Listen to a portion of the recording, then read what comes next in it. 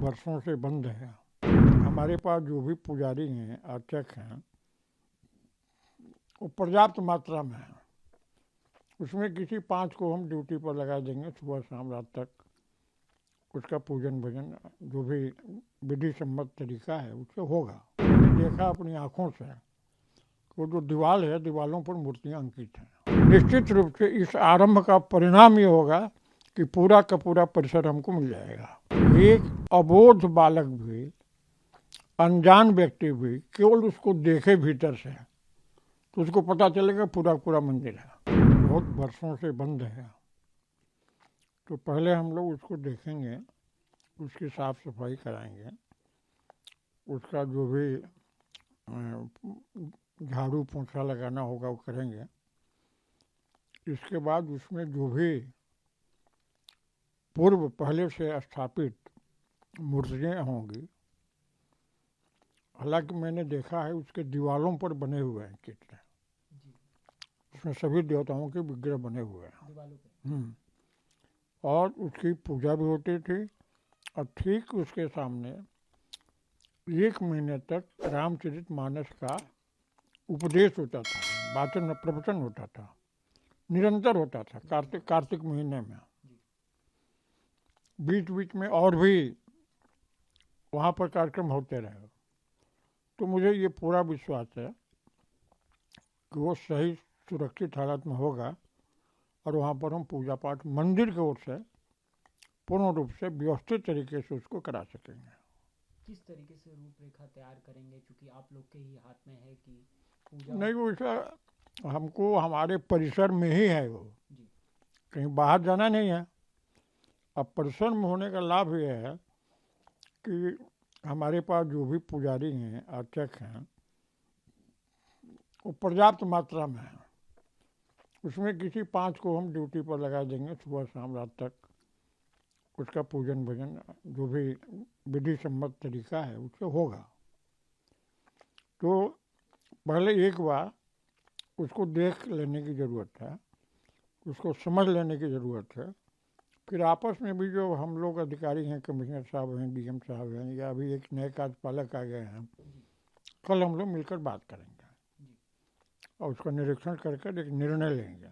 गुरुजी, क्या कोई इसमें मूर्ति भी है, कोई प्रतिमा भी है? क्योंकि मुस्लिम पक्ष लगातार ये कह रहा है कि उसमें कोई पूजा नहीं होता था। ये साबित कौन करेगा कि नहीं, वो हम साबित करेंगे। हम साबित करने में सक्षम हैं, इसलिए सक्षम है कि मैंने देखा अपनी आँखों से, वो जो दीवार है, दीवारों पर मूर्तियाँ अंकित हैं और वो जस की तस होंगी। उसको कोई, मुझे नहीं लगता है कि इधर उधर किया होगा। गुरुजी, 1993 तक पूजा होती थी, किस तरीके से उसमें पूजा होती थी? उस समय आप कब कैसे बंद हो गया? कोई लिखित आदेश तो था नहीं, कोई लिखित आदेश नहीं।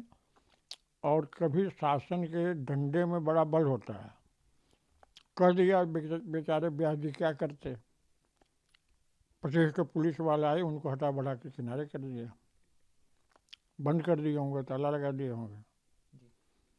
लेकिन ब्यास जी निरंतर संघर्ष करते रहे, उसको उन्होंने अपनी हार नहीं मानी। और एक अच्छी बात है कि ब्यास जी के न रहने पर भी उनका परिवार पूरा उस मंदिर के पक्ष में काम कर रहा है। तो सब लोग अपने ही हैं, हम लोग मिलजुल कर आपस में एक व्यवस्था तय कर लेंगे। इतने सालों बाद पूजा फिर से स्टार्ट होना, इस पे आप क्या कहना चाहिए?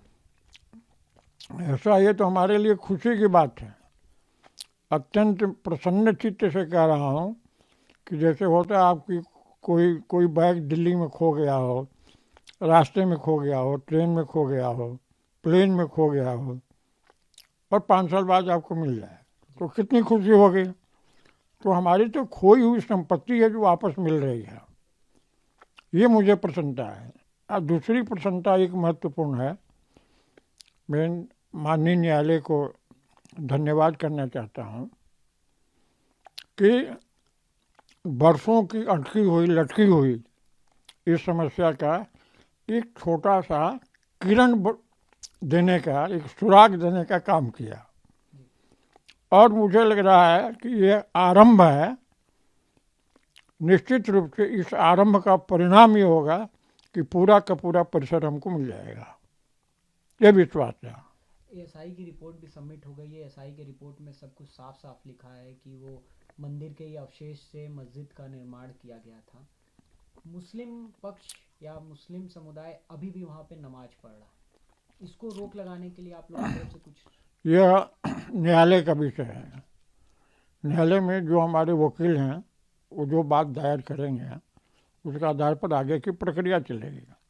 हमें केवल इतना ही कहना है कि एक अबोध बालक भी, अनजान व्यक्ति भी केवल उसको देखे भीतर से तो उसको पता चलेगा पूरा पूरा मंदिर है।